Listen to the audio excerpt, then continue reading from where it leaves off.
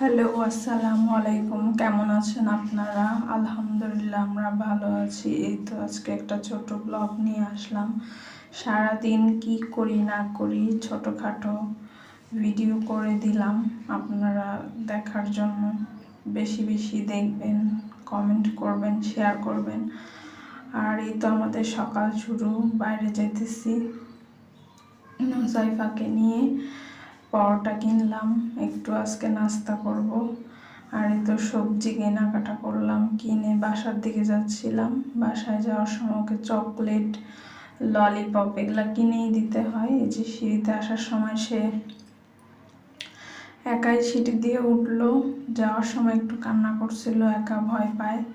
তারপরও আমি ওকে সাহস দেই যাতে ও একাই চলাফেরা করতে পারে, কারণ ও তো সবসময় তো আমি ওর সাথে থাকবো না। এর জন্য আমি ওকে একা একা সিঁড়ি দিয়ে উঠানামা করা শিখাইতেছি। তাই তো বাজার শেষ, বাসায় আসলাম। আইসা সাইফাকে একটু নাস্তা খেতে দিব। এই যে কেক আর চকলেট খাইতেছে এখন। তারপরে নাস্তাটা বানালাম, চা বানালাম। চা বানিয়ে এই যে মায়ের মেয়ে খেয়ে নিলাম। তারপর বাজার থেকে একটু সিম আর আলু নিয়ে আসছিলাম। তো এই যে দেখেন, বাজারে সবজির অনেক দাম, শীতকালীন সবজি, তারপরও দাম কমে না। এই হলো অবস্থা। তারপর আর কি কাজ শুরু করলাম। প্রথমে বিছনা গুছালাম, আরও আমার পিছন ধরে টানতেছে, মানে ও আমাকে কাজ করতে দিবে না।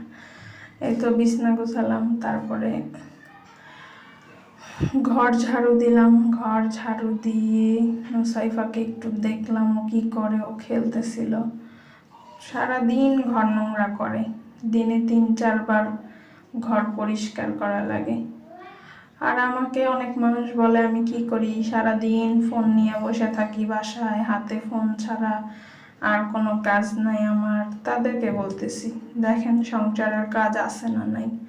আর এই যে নুসাইফাকে বসায় রেখে এখন থালা বাসন ধুইতে হবে। আমার তো অনেক থালা বাসন জমা যায়, কারণ যেহেতু নুসাইফা ছোট, বুঝে না, একটু পর পর এক একটা ভরায়। তো আমি একবারে জমায়া ধুই, কারণ কি করবো, এই ছোট বাচ্চা নিয়ে বারবার ধুইতেও পারি না, যেহেতু বুঝে না। তো এই তো থালা বাসনগুলো ধোয়ার জন্য সব রেডি করলাম। ধোয়া শেষ, এগুলা মুছে রাখতে হয়, কারণ এখন তো আমি এক রুম নিয়ে থাকি। আগে 2 রুম ছিল, তখন নিজের মতো করে রাখতে পারছি। কিন্তু এখন যেহেতু একজন পাশে থাকে, অবশ্যই নিজের কাজ নিজে শেষ করে পরিষ্কার করে রাখাই তো ভালো, তাই না? আর এই যে তারপরে রান্না শুরু করলাম। রান্না শেষও হলো, কাপড় ধুবো। কাপড় ধোয়া শেষ করে ছাদে যাব এখন।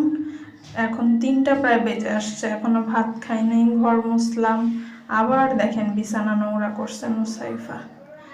এই তো সারাদিন এগুলাই করলাম। আল্লাহ হাফেজ।